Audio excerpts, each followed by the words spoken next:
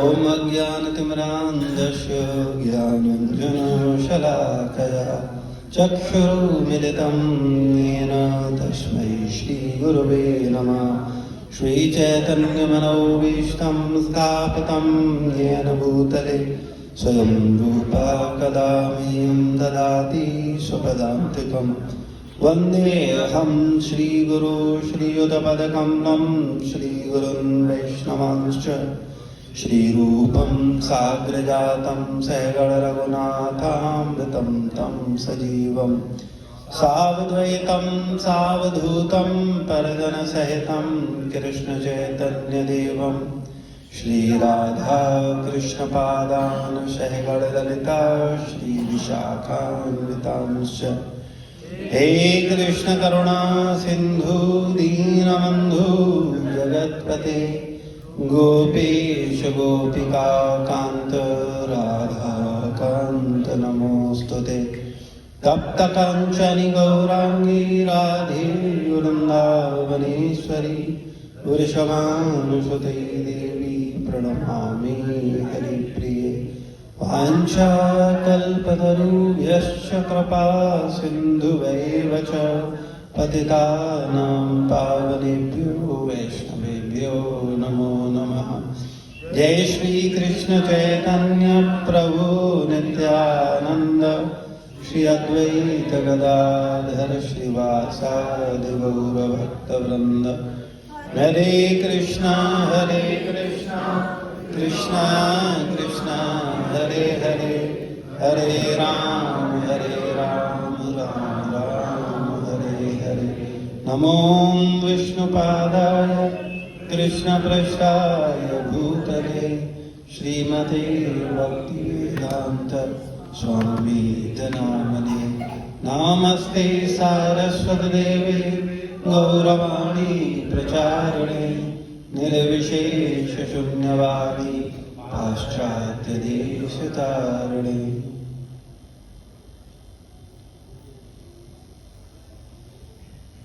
हरे कृष्ण।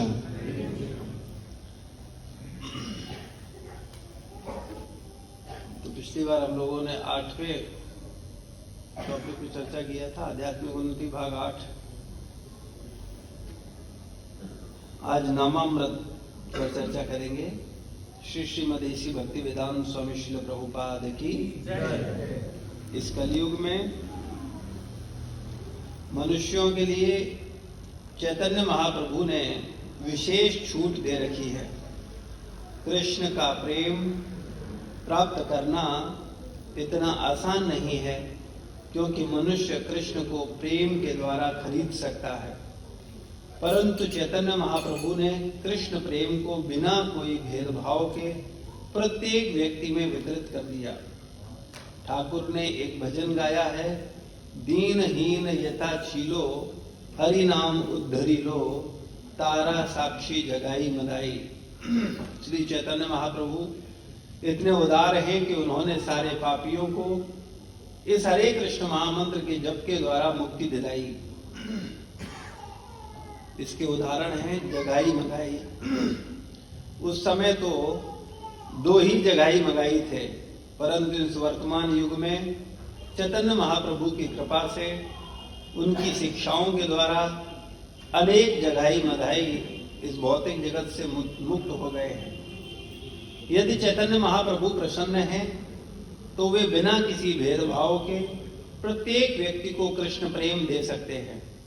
यदि कोई व्यक्ति दान देना चाहता है तो वह किसी भी व्यक्ति को चुन सकता है। बिना चैतन्य महाप्रभु की कृपा से कृष्ण को समझना बहुत ही कठिन है। मनुष्याणाम सहस्रेषु कश्चित् गति सिद्धये। कई हजार मनुष्यों में से कोई एक सिद्ध के लिए प्रयत्नशील होता है। व्यक्ति साधारण जानवर की तरह कार्य करता रहता है। मनुष्य की जिंदगी तभी सफल होती है जब वह कृष्ण को समझता है, अन्यथा वह पशु ही बना रहता है। कोई भी व्यक्ति जो कृष्ण भावना भावित नहीं है और जिसको मालूम नहीं है कि कृष्ण कौन है, वह पशु से बेहतर नहीं हो सकता। किंतु चैतन्य महाप्रभु ने खासकर इस कलयुग के जीवों के लिए एक विशेष छूट दे रखी है। सिर्फ हरे कृष्ण महामंत्र का जप करके वह जीव इस संसार के बंधन से मुक्त होगा। यही चैतन्य महाप्रभु की विशेष छूट है। कीर्तनाद एव कृष्णस्य मुक्त संग परम ब्रजे, श्रीमद् भागवतम 12:3-51। तो यहां पर हमें ये शिक्षा मिल रही है कि चैतन्य महाप्रभु का नाम कितने लोगों ने सुना है? सबने सुना है।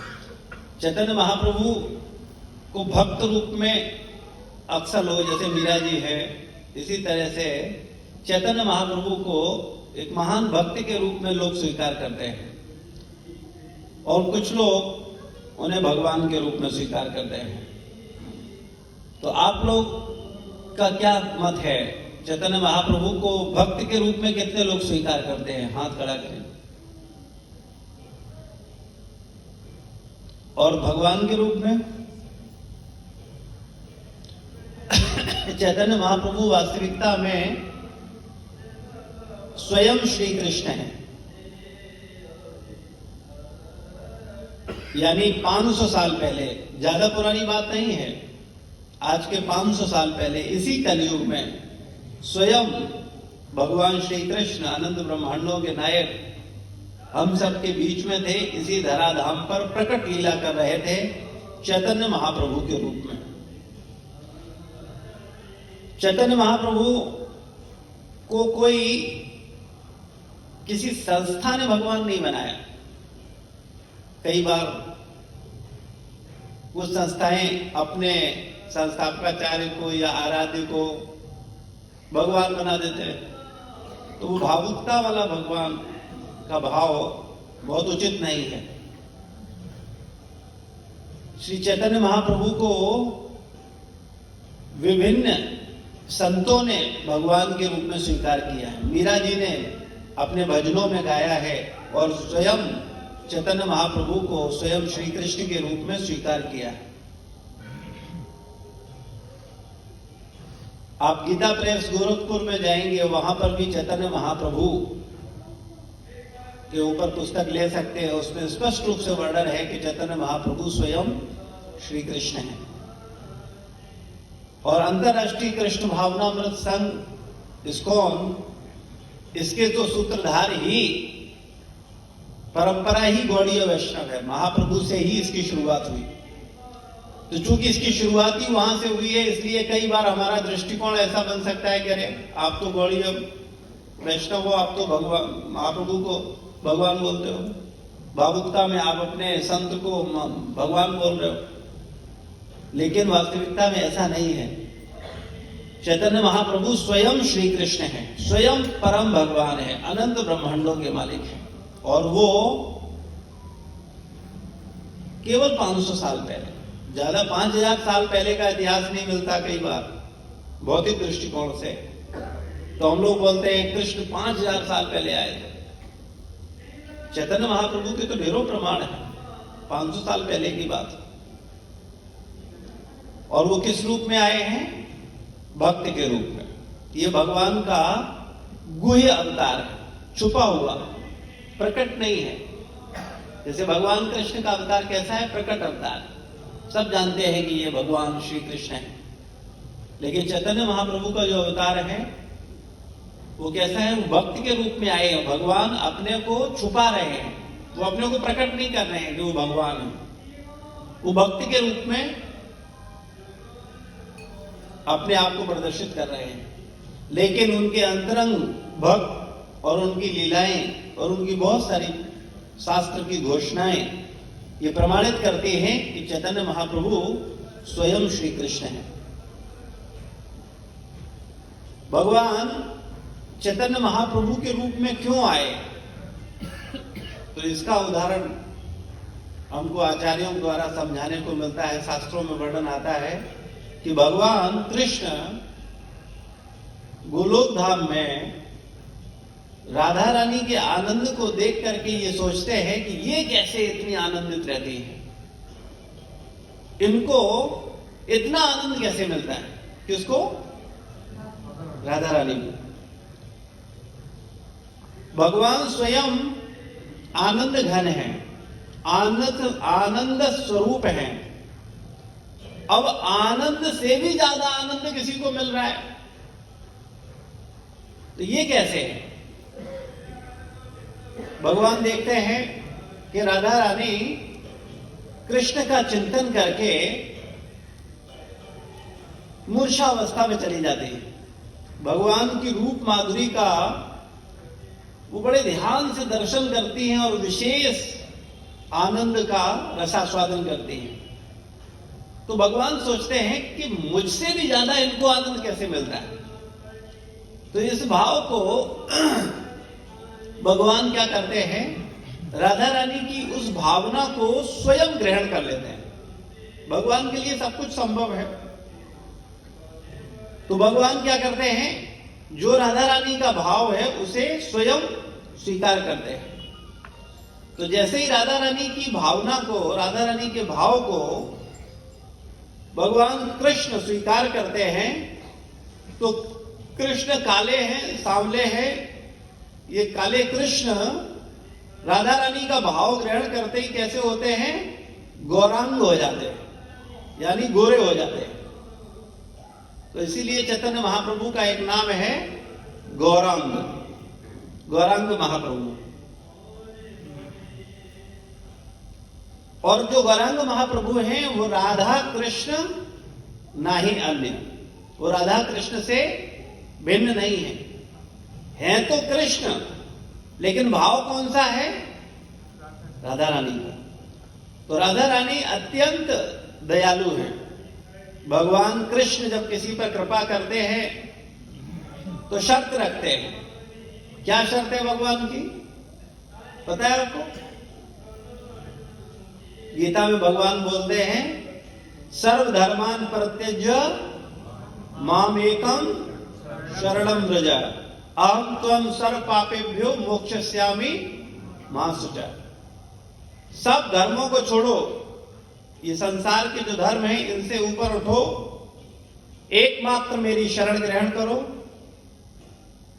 डरो नहीं, तुम्हारे पापों से तुमको मुक्त कर दूंगा। ये भगवान क्या दे रहे हैं, आश्वासन दे रहे हैं।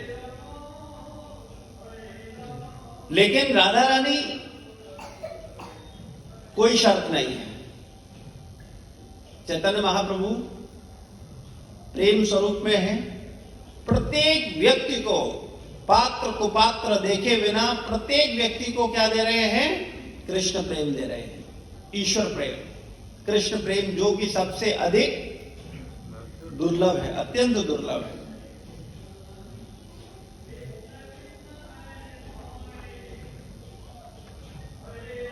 कृष्ण प्रेम को समझने के लिए थोड़ा सांसारिक प्रेम की बात करें तो बात समझ आएगी आपको। आपसे मेरा एक प्रश्न है,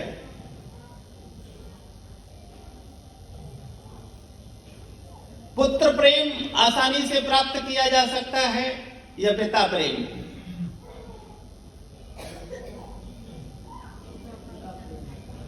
कौन सा आसानी से प्राप्त किया जा सकता है? हाथ खड़ा करें।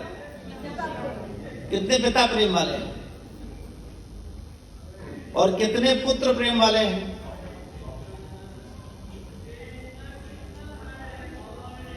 एक माता जी यही सही है, मगाया सब गलत है। पुत्र प्रेम स्वाभाविक है, पशु भी करते हैं पुत्रों को प्रेम। और पिता प्रेम आदर्श बोलना तो हमें बहुत अच्छा लगता है, लेकिन उसमें चलना उतना ही कठिन लगता है। पुत्र प्रेम तो स्वाभाविक है लोगों के मन में, हर व्यक्ति अपने पुत्र से प्रेम करता है और पुत्र की इच्छा के लिए सब कुछ करता है। लेकिन पिता से सब प्रेम करते हैं, पिता की इच्छा के लिए सब कुछ करते हैं। तो पुत्र प्रेम सस्ता है, पिता प्रेम इतना सस्ता नहीं है, हर किसी को मिल जाएगा। गुरु प्रेम उससे भी कठिन है और कृष्ण प्रेम बहुत दुर्लभ है। भगवान से प्रेम हो जाए। जैसे स्त्री से प्रेम, पुरुष से प्रेम, ये स्वाभाविक प्रेम है। सांसारिक दृष्टिकोण की बात कर रहे हैं, वास्तविक प्रेम के नहीं, सांसारिक आकर्षण की। ये स्वाभाविक है, इसमें कोई बहुत महारथी होने की जरूरत नहीं है। प्रत्येक पुरुष स्त्री से प्रेम करता है, प्रत्येक स्त्री अपने पति से प्रेम करती है, पुरुष से प्रेम करती है। तो ये सस्ता प्रेम है, ये बहुत विशेष प्रेम नहीं है। लेकिन कृष्ण प्रेम, भगवान से प्रेम हो जाए, भगवान के विषय में ही सोचते रहें, भगवान के लिए कुछ न कुछ करने की इच्छा हो, ये बहुत दुर्लभ है। आप देखते हैं, मीरा जी को कृष्ण प्रेम था, सूरदास जी को कृष्ण प्रेम था, भगवान के प्रेम में निरंतर कविताएं लिख रहे हैं, भजन लिख रहे हैं। जब हम किसी से बहुत प्रेम करते हैं तो स्वाभाविक रूप से अपने भावों को व्यक्त करने के लिए कुछ लिखते हैं। तथा कथित भौतिक जगत में भी एक प्रेमी प्रेमिका से प्रेम करती है तो वो अपने भावों को लिखती है। एक प्रेमी प्रेमिका से करता है तो वो भी शायर बन जाता है, कवि बन जाता है। लेकिन ये प्रेम जो संसार का प्रेम है, ये शारीरिक आकर्षण का प्रेम है, विषय वासना का प्रेम है, ये वास्तविक प्रेम नहीं है, व्यावसायिक प्रेम है। लेकिन कृष्ण प्रेम निष्काम प्रेम है, वास्तविक कृष्ण प्रेम। वास्तविक कृष्ण प्रेम का मतलब है जिसमें कृष्ण से किसी प्रकार की कोई अपेक्षा न हो, इसी को प्रेम बोलते हैं। प्रेम का मतलब ये नहीं बोले भगवान हम आपसे बहुत प्रेम करते हैं, अब लिस्ट मेरी ले लो, ये काम आपको करने हैं। चूंकि हम आपको प्रेम करते हैं इसलिए तुम्हारा उत्तरदायित्व तो बनता है कि हमारी नौकरी में प्रमोशन करवाओ, घर में बीमारी नहीं आए, बेटा बेटी ठीक रहे, उनकी नौकरी लग जाए, और जितनी हमारी इच्छाएं हैं वो सब पूरी करना अब तुम्हारा उत्तरदायित्व है, चूंकि हम आपसे प्रेम करते हैं। इस तरीके का तथाकथित प्रेम हम सब भगवान से करते हैं, लेकिन ये प्रेम नहीं है। प्रेम का मतलब है जिससे प्रेम करते हैं उसको खुश देखना चाहते हैं, उसे परेशान नहीं करते, उससे कोई अपेक्षा नहीं रखते। और ऐसा प्रेम आपको आनंद देने वाला होता है। जिस प्रेम में हम आशा रखते हैं, इच्छाएं रखते हैं, कामनाएं रखते हैं, ऐसा प्रेम सांसारिक सुख देने वाला होता है, आनंद नहीं देता ऐसा प्रेम। हम लोग सस्ते लोग हैं, इसलिए सुख में ही संतुष्ट हो जाते हैं। जो सस्ता व्यक्ति होता है ना, बहुत कम में संतुष्ट हो जाता है, कुछ भी मिल जाए। लेकिन जो बुद्धिमान है वो सस्ते प्रेम से संतुष्ट नहीं होता, वो वास्तविक प्रेम चाहता है। और वास्तविक प्रेम क्या है? जिससे हम प्रेम करें उससे किसी प्रकार की कोई अपेक्षा न रखें। तो भगवान से हमें प्रेम ऐसे ही करना चाहिए, गुरुजनों से हमें प्रेम ऐसे ही करना चाहिए, क्योंकि भगवान और गुरुजन भी हमसे यही प्रेम करते हैं। भगवान को हमसे कोई अपेक्षा है? वो हमारी निरंतर सेवा कर रहे हैं कि नहीं कर रहे हैं? अनंत जन्मों से करते आ रहे हैं। आप नाम लो नहीं लो, उनके मंदिर में जाओ नहीं जाओ, उनकी पूजा करो नहीं करो, उनकी भक्ति करो नहीं करो, फिर भी वो अपने सारे उत्तरदायित्व तो आपके प्रति निभा रहे हैं। इसे प्रेम बोलते हैं। मनुष्यों के तो धर्म हैं, हिंदू मुस्लिम सिख ईसाई, मंदिर हैं, मस्जिदें हैं, गिरजाघर हैं, लेकिन पशुओं के तो कोई मंदिर नहीं है, पक्षियों के तो कोई मंदिर नहीं है।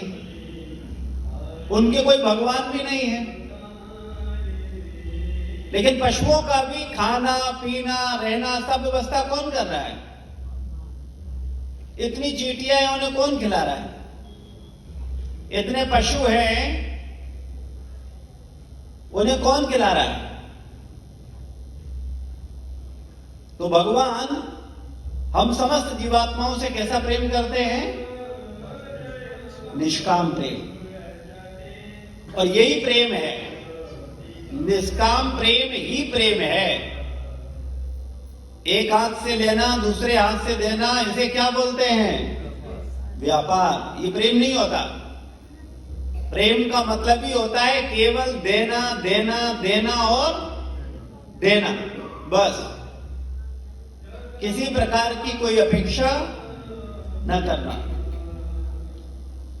तो भगवान हम लोगों से प्रेम करते हैं, गुरुजन हम लोगों से प्रेम करते हैं। इसीलिए हम लोगों को सद्मार्ग दिखाने के लिए सद शिक्षा, सद ग्रंथ, गुरु तत्व अनंत समय से देता चला आ रहा और निरंतर देता रहेगा, बिना किसी अपेक्षा के। क्यों? क्योंकि गुरु तत्व जीव तत्व से प्रेम करता है। वो चाहता है कि कोई भी जीव दुखी न रहे, उसकी ऐसी भावना डेवलप हो जाए, ऐसा दृष्टिकोण डेवलप हो जाए जिससे वो सांसारिक दुखों से ऊपर उठ जाए और सुखी हो जाए। तो वास्तविकता में हम लोगों को भी निष्काम प्रेम करना चाहिए, बदले की अपेक्षा रखे बिना। लेकिन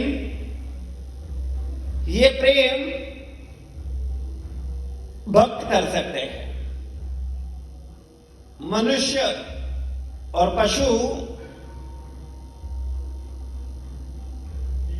मनुष्य तो व्यापार के मूड में रहता है हमेशा, रजोगुणी जीव है, और तमोगुणी मूढ़ योनिषु पशु मूर्खतापूर्ण कार्य करते हैं। आपने कभी पशुओं को देखा है कि कोई पशु अपने पिता के प्रति, अपनी माता के प्रति कृतज्ञता व्यक्त कर रहा हो? अरे मेरी माँ ने मुझे पाला है, इन पिता ने मुझे भोजन खिलाया है, तो इनकी सेवा करना हमारा धर्म है। कोई पशु ऐसा दिखा आज तक आपको? पक्षी दिखा है ऐसा?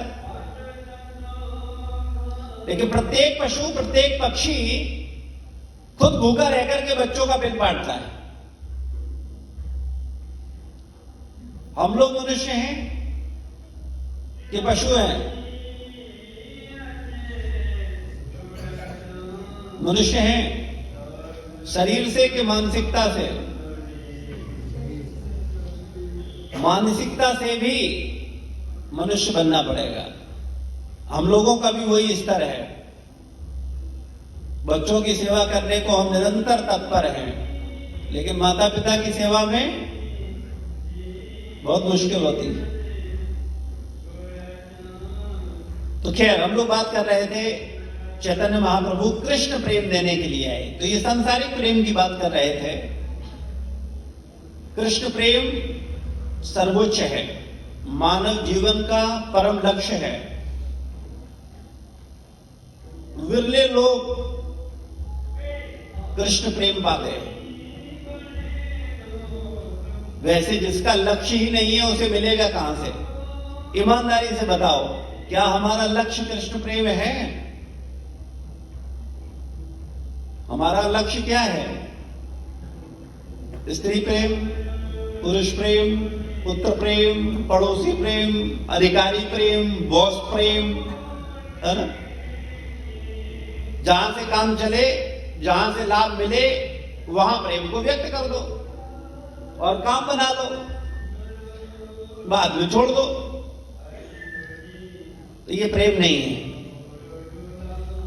तो भगवान श्री कृष्ण हम सब लोगों के बीच में थे केवल 500 साल पहले, और राधा रानी के भाव में थे, और उन्होंने ढेरों लोगों को भक्त बनाया, जिनमें से एक है जगाई मदाई। जगाई मदाई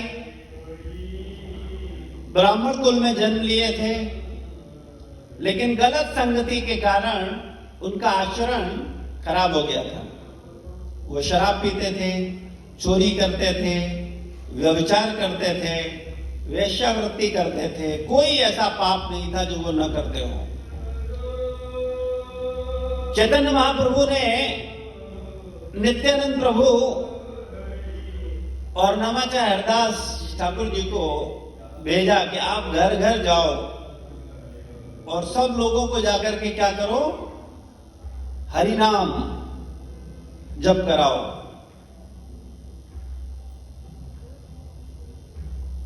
तो चैतन्य महाप्रभु के आदेशानुसार नित्यानंद प्रभु आदि परिकर गली गली जाकर के लोगों को प्रेरित करते थे। तो जब वो किसी के दरवाजे पे जाते थे तो कुछ लोग तो उन्हें आदर के साथ बुलाते थे, उनको जलपान कराते, उनका बड़ा सम्मान करते, और कुछ लोग उनको भगा देते। कहां से आ गए हो फालतू लोग, कोई और काम नहीं है, धंधा वंधा नहीं है, अट्टे कट्टे हो, नौकरी करो, मेहनत करो, जाकर के ये क्या माला लिए घूमते रहते हो। कुछ लोग अपमान करके भगा देते, कुछ लोग आदर करते। लेकिन नित्यानंद प्रभु और उनके भक्तों के मन में विचार आया कि ये जगाई मंगाई बड़े पापी हैं, अगर इनको भक्त बना लिया तो ये जो हमारा प्रचार मिशन है ये और तीव्रता से बढ़ेगा, कि लोगों को लगेगा अरे इतने पापी लोग थे, ये सुधर गए। तो बहुत सारे लोग महाप्रभु की कृपा लेने के लिए आगे आएंगे। तो ये विचार रख करके उन्होंने क्या किया, जगाई मंगाई के पास गए और उनको जाकर के समझाने लगे कि तुम ये सब पाप कर रहे हो, बुरे कर्म कर रहे हो, इसके परिणाम तुम्हें भोगने होंगे, तुमको कष्ट होगा, तुम इससे निकलो। तो वो शराब पिए हुए थे, उन्होंने कहा भागते हो कि नहीं भागते हो, हमको समझा रहे हो तुम, हम दुनिया को समझा रहे हैं तो हमें समझाने चले आए हो। और उनको अपमानित करके भगाना चाहा, लेकिन वो फिर भी अपना प्रीचिंग जारी रखा, बराबर समझाते रहे, देखो क्या कर रहे हो, तुम शरीर नहीं आत्मा हो, कभी भी मर जाओगे, इन कर्मों के फल तुम्हें मिलेंगे। लेकिन उन्होंने उसने क्या किया कि शराब का जो मटका होता है उसको लेकर क्या किया, नित्यानंद प्रभु के सर पे मार दिया, तो उनको खून आ गया। ये घटना की जानकारी मिलती है चैतन्य महाप्रभु को। तो जैसी चैतन्य महाप्रभु को जानकारी मिलती है कि उनके प्रिय नित्यानंद प्रभु को चोट लगी है और किसी पापी व्यक्ति ने उनको मारा है, तो वो तुरंत दौड़ते हुए आते हैं और आकर के तुरंत चक्र को बुलाने लगते हैं, चक्र चक्र चक्र, सुदर्शन को पुकारते हैं। तो जैसे ही सुदर्शन को पुकारते हैं तो नित्यानंद प्रभु क्या करते हैं, उनके चरण पकड़ लेते हैं, पैर पकड़ लेते हैं और उनसे बोलते हैं कि महाप्रभु, ये आपका जन्म सुदर्शन के लिए नहीं हुआ है, आप सुदर्शन को मत बुलाओ, इसे क्षमा कर दो। इसने जो अपराध किया है इसको क्षमा कर दो, आप इसे माफ कर दो। क्योंकि अगर सुदर्शन आएगा तो वो क्या करेगा, गला काटेगा, और गला काटने में सारा काम खराब हो जाएगा। क्या काम खराब होगा, तो उसको शास्त्र में बताया गया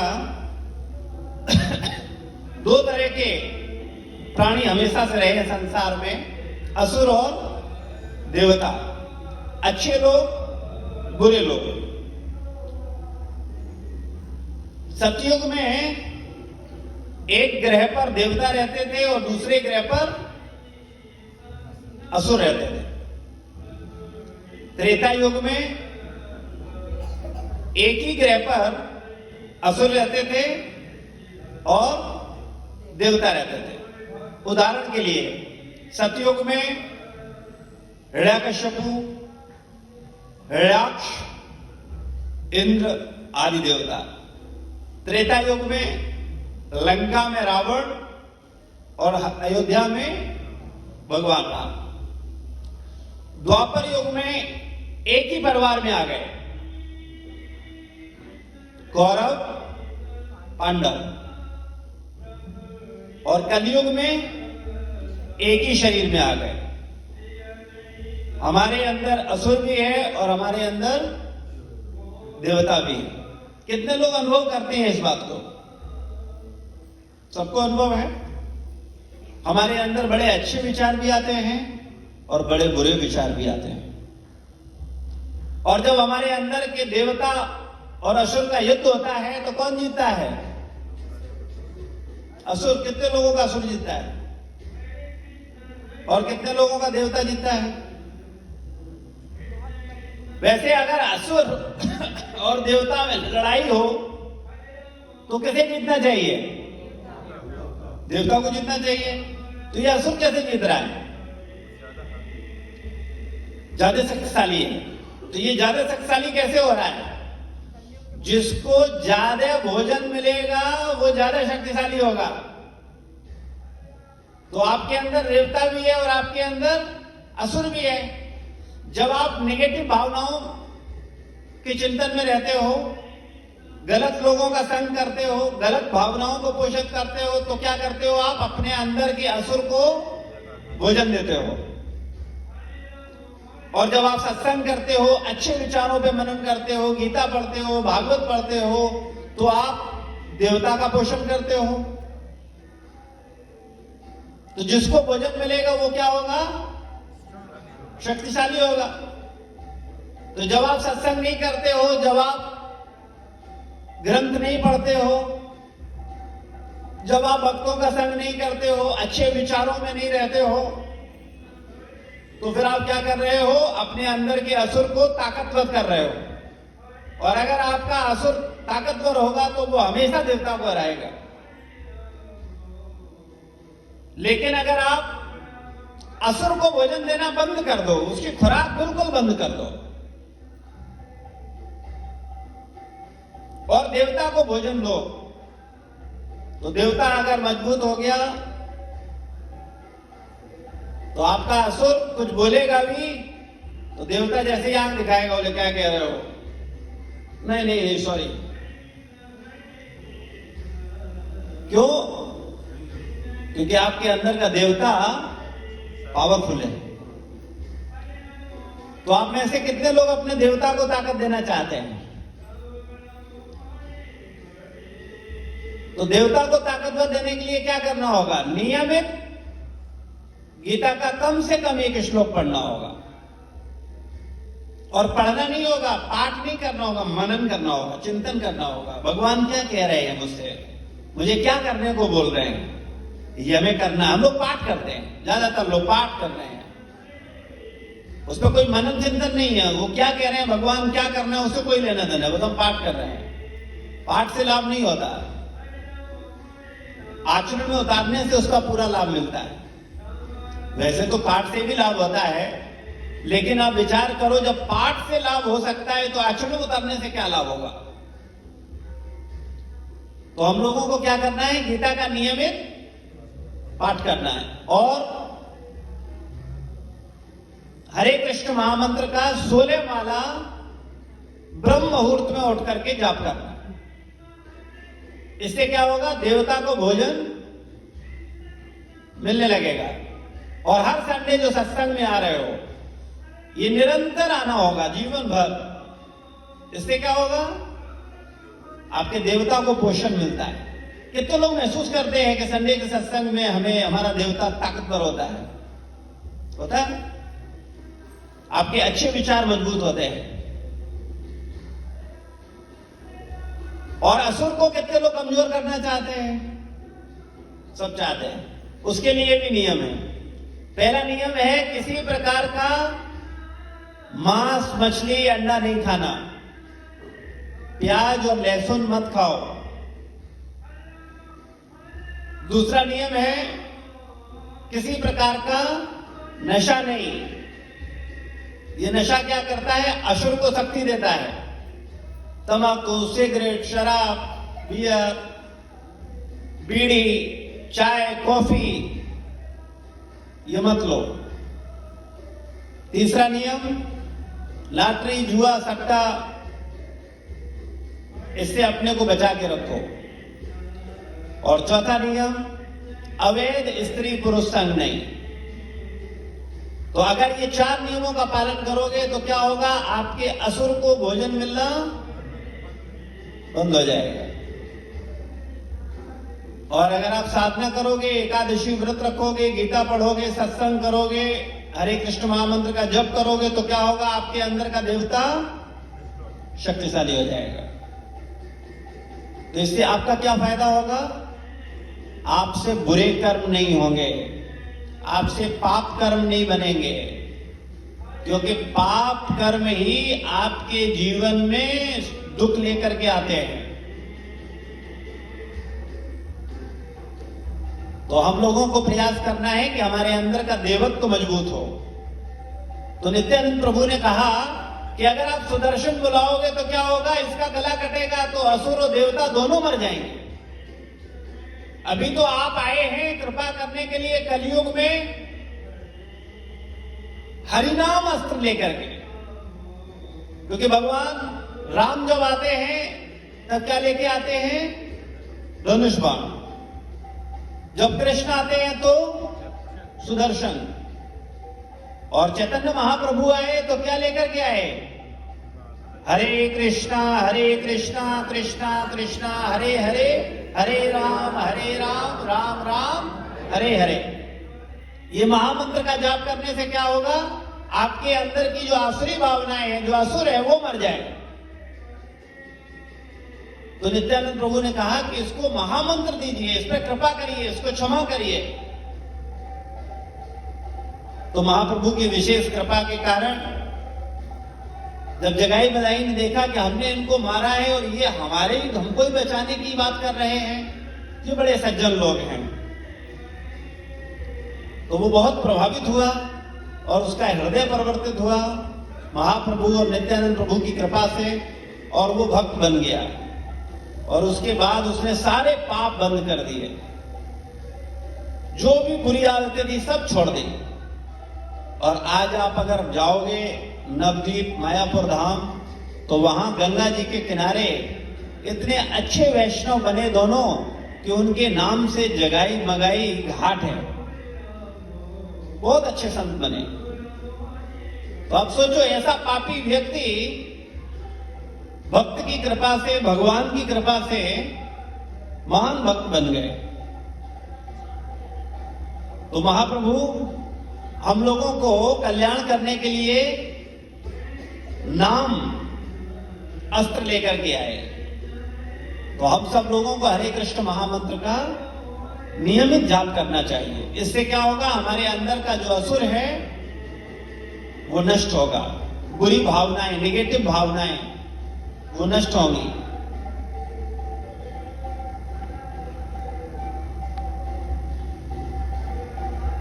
प्रचार ही सार है। श्री श्रीमदेसी भक्ति वेदांत स्वामी श्रील प्रभुपाद की जय। चैतन्य महाप्रभु चाहते हैं कि उनके अनुयायी विश्व भर में प्रचार करें। प्रिय भगवान, आपके निजी पार्षद भक्त संसार भर में तीर्थ स्थलों तक को पवित्र करने के लिए भ्रमण करते रहते हैं। क्या ऐसा कार्य उन सबों के लिए जो भौतिक जगत से वास्तव में भयभीत हैं रुचिकर नहीं है? भक्त 2 प्रकार के होते हैं, गोष्ठानंदी, भजनानंदी। भजनानंदी भक्त एक ही स्थान पर रहते हैं, वे कहीं नहीं जाते। ऐसे भक्त सदैव भगवान की भक्ति में लगे रहते हैं। वे अनेक आचार्य द्वारा सिखाए गए महामंत्र का जाप करते हैं और कभी कभी प्रचार के लिए बाहर जाते हैं। गोष्ठानंदी वो हैं जो संसार भर में भक्तों की संख्या बढ़ाने के इच्छुक रहते हैं। चैतन्य महाप्रभु का आदेश है, पृथ्वी ताछे यतनगरादि ग्राम सर्वत्र प्रचार हैवे मोर नाम। तो यहां पर हम देख रहे हैं कि चैतन्य महाप्रभु के जो अनुयायी हैं, उनको मानने वाले हैं, वो पूरे विश्व में क्या करते हैं, प्रचार करते हैं, धर्म की चर्चा करते हैं, लोगों को बताते हैं कि कृपया जानिए, आप शरीर नहीं हो, आप आत्मा हो। गीता में सत्य है, उसको समझिए, उसको पढ़िए, जानिए। तो बोलते हैं कि प्रिय भगवान, आपके जो निधि पार्षद हैं, जो चैतन्य महाप्रभु के सेवक हैं, वो क्या करते हैं? वो तीर्थों को भी पवित्र करते हैं। भगवान के भक्तों को तीर्थ कहा गया, चलते फिरते तीर्थ। तीर्थ क्या करता है? लोगों के पापों को नष्ट करता है, उनकी भावनाओं को बदलता है। लेकिन मेरा व्यक्तिगत अनुभव है कि मैं कई तीर्थों में गया, लेकिन मुझसे मेरा हृदय उतनी तीव्रता से शुद्ध नहीं हुआ जितना कि भक्तों का संग से और भक्तों की कृपा से। तो वास्तविकता में हमने महसूस किया कि भगवान के जो भक्त हैं वो कैसे हैं? चलते फिरते तीर्थ हैं, और उनमें इतनी शक्ति है कि ये तीर्थों को भी क्या करते हैं? पवित्र करते हैं। चैतन्य महाप्रभु एक बार गंगा मैया भगवान से पूछी कि भगवान, कलयुग में एक से एक पापी लोग होंगे, बहुत पाप करेंगे, और वो क्या करेंगे? मुझमें स्नान करके अपने सारे पाप धोएंगे, तो वो सारा पाप मेरे अंदर आ जाएगा। तो मैं उस पाप से कैसे मुक्त होंगी? मेरा पाप कैसे हटेगा? मेरा शुद्धिकरण कैसा होगा? पापियों का शुद्धिकरण करने के लिए तो आपने मुझे उत्पन्न कर दिया, मुझे प्रकट कर दिया, लेकिन ये जो पापी हैं मुझे आकर के गंदा करेंगे, तो मैं कैसे पवित्र होंगी? तो भगवान शास्त्र में बताते हैं कि जब उच्च स्वर से कीर्तन करते हुए, भगवान का नाम लेते हुए हमारे भक्त आएंगे, और वो जब तुम में स्नान करेंगे तो वो तुमको भी क्या करेंगे? पवित्र कर देंगे। तो भगवान के जो भक्त हैं वो कैसे हैं? चलते फिरते तीर्थ हैं। और भगवान के भक्त दो प्रकार के होते हैं, एक भजनानंदी और एक गोष्ठानंदी। भजनानंदी भक्त वो होते हैं जो एकांत में भजन करते हैं, वो किसी से ज्यादा वार्तालाप नहीं करते, वो अपना समय अधिक से अधिक भजन में लगाते हैं और निरंतर भगवान की सेवा में, भगवान के चिंतन में, भगवान के ध्यान में बिताते हैं। और प्रयास करते हैं कि वो भीड़ भाड़ इलाके से अलग जाएं, एकांत स्थान में जाएं, और एकांत स्थान में रह करके वो भगवान का भजन करने का प्रयास करते हैं। और वहीं दूसरे भक्त हैं जिनको गोष्ठानंदी बोलते हैं, वो भक्तों की गोष्ठी बनाते हैं और बहुत सारे भक्तों के बीच में बैठ करके भगवान की चर्चा करते हैं, भगवान का गुणगान करते हैं और मिल करके भगवान का नाम कीर्तन करते हैं। गोष्ठानंदी भक्त ज्यादा श्रेष्ठ कहे गए। क्यों कहे गए? क्योंकि भजनानंदी अपना भजन करके अपने उद्धार तक सीमित है, जबकि गोष्ठानंदी भक्त रिस्क लेता है और भौतिकवादी लोगों के बीच रह करके कहीं भौतिक चेतना से प्रभावित हो सकता है, लेकिन उनके बीच में रह करके फिर भी वो क्या करता है? सबको भगवान की भक्ति में लगाने का प्रयास करता है। और गोष्ठानंदी भक्त में आपने नाम सुना हो नारद मुनि। नारद मुनि कैसे भक्त हैं? भजनानंदी है कि गोष्ठानंदी है? गोष्ठानंदी। वो नर्क चले जाते हैं, स्वर्ग चले जाते हैं, असुरों के यहाँ चले जाते हैं, पृथ्वी पे आते हैं, सबको भक्त बनाने के लिए प्रचार करते हैं और हर व्यक्ति को भगवान की भक्ति में लगाना चाहते हैं। तो हम सब लोगों का भी कर्तव्य है कि हम जो सुन रहे हैं, जो समझ रहे हैं, इसे अपने तक सीमित ना रखें, इसको जन जन को बताएं। जारे देखो तारे कहो कृष्ण उपदेश। जिसको देखो उससे एक ही चर्चा करो। क्या चर्चा करो? भगवान का उपदेश। जो भगवान बोल रहे हैं उसे बोलो, उल्टा सीधा कुछ मत बोलो। जो पढ़ो, जो सुनो वो बोलो। कहीं से सुनो नहीं, प्रमाणित आचार्यों से सुनो, प्रमाणित ग्रंथों को पढ़ो और प्रमाणित बात बोलो। इससे क्या होगा? समाज को एक दिशा मिलेगी और प्रत्येक व्यक्ति आध्यात्मिकता की ओर जागरूक होगा। तो हम सब लोगों का ये कर्तव्य है कि अगर हमें ये ज्ञान मिल रहा है तो इस ज्ञान को हम अपने तक सीमित न रखें, बल्कि जो व्यक्ति हमारे संपर्क में आए उससे हम निश्चित रूप से इसकी चर्चा करें। अगर आप केवल अपने तक इसे सीमित रखोगे तो आप कंजूस कहलाओगे, और कंजूस लोगों की वजह से ही सनातन धर्म, जो कि पूरे विश्व में एक छत्र राज था, आज भारतवर्ष में भी हिचकोले ले रहा है।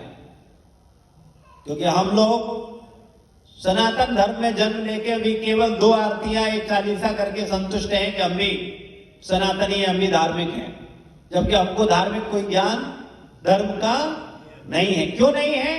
क्योंकि हम लोग धर्म की चर्चा नहीं करते, हम लोग फालतू की बकवास करते हैं।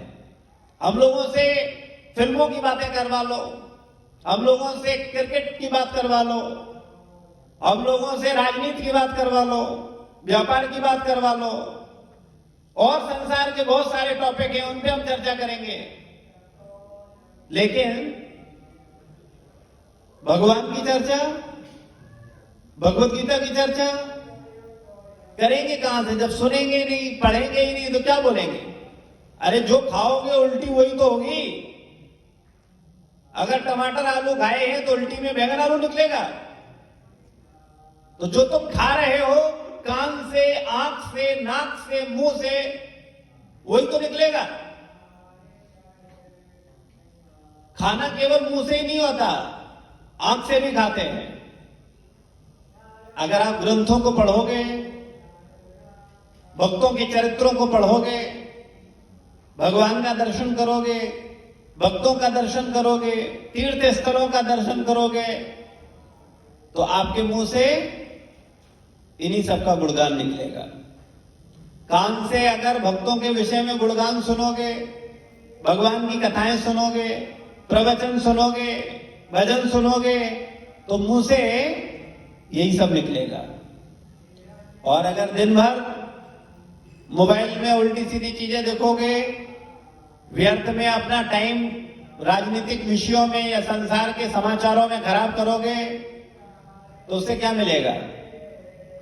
आपने कभी विचार किया है वर्तमान समय में जो खबरें हैं वो आपको भयभीत करती हैं बस, और हम भयभीत होने के लिए टाटा स्काई, डिश टीवी को पैसा देते हैं और अपना घंटों समय देते हैं, और उसमें एक लोग आते हैं, खबरदार अब और कोरोना से ज्यादा खतरनाक वायरस आने वाला है।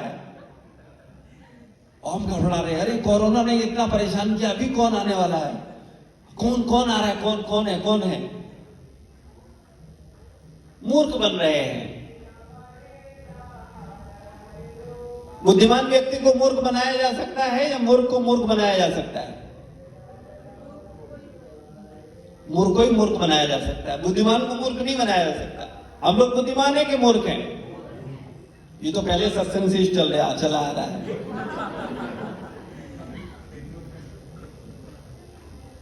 लेकिन अभी तक विश्वास नहीं हुआ इस बात पर। जिस दिन विश्वास हो जाएगा उस दिन जीवन बदल जाएगा। बोलना अलग बात है, स्वीकार करना अलग बात है। तो मनुष्य जीवन मिला है भगवत चर्चा करने के लिए, भक्त बनाने के लिए। गोष्ठानंदी, जहां रहो, जंगलों में मत जाओ। कई बार हम सोचते हैं हम जंगल चले जाएंगे, अब तो जंगल ही नहीं रहे, कहां जाओगे? तो कहीं जंगल में जाने की आवश्यकता नहीं है, आपको घर छोड़ने की आवश्यकता नहीं है, अपना मोहल्ला छोड़ने की आवश्यकता नहीं है। उसी मोहल्ले में रहो और सारे असुरों को भक्त बना दो। उसी परिवार में रहो और सारे असुरों को भक्त बना दो। ये सेवा करनी है। जैसे प्रहलाद महाराज भगवान के महान भक्त थे, और वो हिरण्यकश्यप के राज में संत और अमर शुक्राचार्य के पुत्र सारे बच्चों को पाठ पढ़ाते थे हिरण्यकशिपु ही भगवान है, हिरण्यकशिपु की जय बोलो।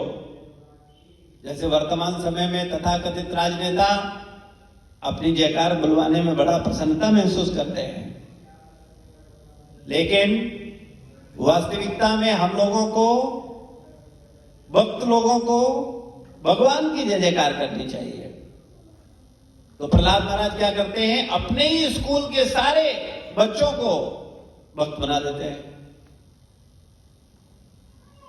तो कहने का तात्पर्य यह है, जहां हो वहीं रहो, जारे देखो तारे कहो, जिसको देखो उससे कहो क्या, कृष्ण उपदेश। जो कृष्ण का उपदेश है उसकी चर्चा करो। संसार की व्यर्थ की बातें मत करो। ये व्यर्थ की बातें तुम्हारा दिमाग खराब करती हैं, ये व्यर्थ की बातें तुम्हें दुख देती हैं, ये व्यर्थ की बातें तुम्हें फ्रस्ट्रेशन देती हैं। तुम कृष्ण का गुणगान करो, आनंदित हो जाओ। और वर्तमान समय में देख लो, मैं क्या कर रहा हूं, केवल कृष्ण की तो चर्चा कर रहा हूं। आनंद मिल रहा है कि नहीं? बोलने में भी आनंद आ रहा है और सुनने में भी आनंद आ रहा है। तो अगर आप आनंद चाहते हो तो उसके लिए बहुत बड़े मकान की आवश्यकता नहीं है, बहुत बड़ी नौकरी की आवश्यकता नहीं है, बहुत बड़े धन की आवश्यकता नहीं है, बस एक बड़े हृदय की आवश्यकता है, एक सरल पवित्र मन की आवश्यकता है। और अगर आप ध्यान पूर्वक भगवान का गुणगान करोगे तो आपको असीम आनंद मिलेगा। तो आज गीता जयंती के अवसर पर यह संकल्प लो कि हम संसार की व्यर्थ की वार्ता करने से बचेंगे। हालांकि इतना आसान नहीं है, जो कि जीवन भर का अभ्यास है, अपना गुणगान करना और दूसरों की बुराई करना, यह हमारा स्वभाव बन गया है। लेकिन अगर आप ध्यान पूर्वक अपने ऊपर काम करोगे तो आप अपने स्वभाव में परिवर्तन कर पाओगे। तो यहां चर्चा चल रहा है, पृथ्वी चाचे नगरादि ग्राम सर्वत्र प्रचार है वे मोर नाम। वे चाहते थे कि उनके अनुयायी संसार भर में प्रत्येक नगर ग्राम प्रचार हेतु जाएं। चैतन्य महाप्रभु के सिद्धांतों का जो लोग दृढ़ता से पालन करते हैं, उन्हें चैतन्य महाप्रभु के संदेश का, जो श्री कृष्ण के वचनों श्रीमद् भगवत गीता श्रीमद् भागवत के समान है, विश्व भर में प्रचार करने के लिए भ्रमण करना चाहिए। तो हम लोगों को पूरे विश्व में भ्रमण करना चाहिए। किस लिए? व्यापार करने के लिए। हम लोग भी तो भ्रमण करते हैं, एक जिले से दूसरे जिले, एक मोहल्ले से दूसरे मोहल्ले, एक तहसील से दूसरे तहसील, एक प्रदेश से दूसरे प्रदेश। किस लिए? व्यापार के लिए, फायदे के लिए। जाते कि नहीं जाते? लेकिन किस लिए जाओ? कृष्ण उपदेश देने के लिए, कृष्ण की चर्चा करने के लिए। नारद मुनि जैसे भक्त जो प्रचारार्थ सर्वत्र घूमते हैं, गोष्ठानंदी कहलाते हैं। नारद मुनि ब्रह्मांड भर में विभिन्न प्रकार के भक्त उत्पन्न करने के लिए सदैव विचरण करते रहते हैं। नारद मुनि ने तो बहेलिये तक को भक्त बना दिया था। वस्तुतः सारे भक्त नारद मुनि के ऋणी हैं, क्योंकि वे स्वर्ग नरक दोनों में विचरण करते थे। भगवत भक्त नरक से भी नहीं डरता, वह सर्वत्र, यहां तक कि नरक में भी भगवान की महिमा का प्रचार करने के लिए जाता है, क्योंकि भक्ति की दृष्टि में स्वर्ग तथा नरक में कोई फर्क नहीं रहता। नारायण परा सर्वे च कुतश्चन व्यम्यति स्वर्गापवर्ग नरकेष्वपि तुल्यार्थ दर्शना। नारायण का शुद्ध भक्त कहीं भी जाने से नहीं डरता, उसके लिए स्वर्ग तथा नरक एक समान है। श्रीमद् भागवत 17:28, 6वें स्कंद के 17वें अध्याय का 28वां श्लोक। ऐसे भक्त सर्वत्र घूम घूम कर इस संसार से डरने वालों का उद्धार करते हैं। तो भगवान के भक्त के लिए स्वर्ग और नरक में कोई भेद नहीं है। हम लोगों के लिए स्वर्ग बहुत अच्छी चीज है और नरक बहुत बुरी चीज है, लेकिन जो भगवान के भक्त हैं उनके लिए स्वर्ग और नरक में कोई भेद नहीं है। उनके लिए सर्वत्र वैकुंठ है। और शास्त्र में वर्णन आता है, पद्म पुराण में आता है कि जो व्यक्ति गले में कंठी धारण करता है, माथे पर गोपी चंदन लगाता है, और भगवान का नाम कीर्तन करता है, ऐसा भक्त जहां रहता है वहां वैकुंठ होता है। वो जहां जाता है वहां वैकुंठ बन जाता है। तो ये भक्तों की विशेषता है। भक्त के लिए नरक और स्वर्ग में कोई भेद नहीं है। वो सुख और दुख से ऊपर होता है। तो इसलिए कृपया भक्ति को स्वीकार करिए, इस विज्ञान को एज इट इज लीजिए, कुछ मत समझिए, जो है उसको एज इट इज समझिए और एज इट इज बोलिए। इससे क्या होगा, समाज को दिशा मिलेगी और लोगों का जीवन बदलेगा। आप सबका धन्यवाद। शील प्रभुपाद की जय, गुरु महाराज की जय, समस्त भक्त वृंद की जय। निताय गौर प्रेमानंदे, हरि हरि बोल।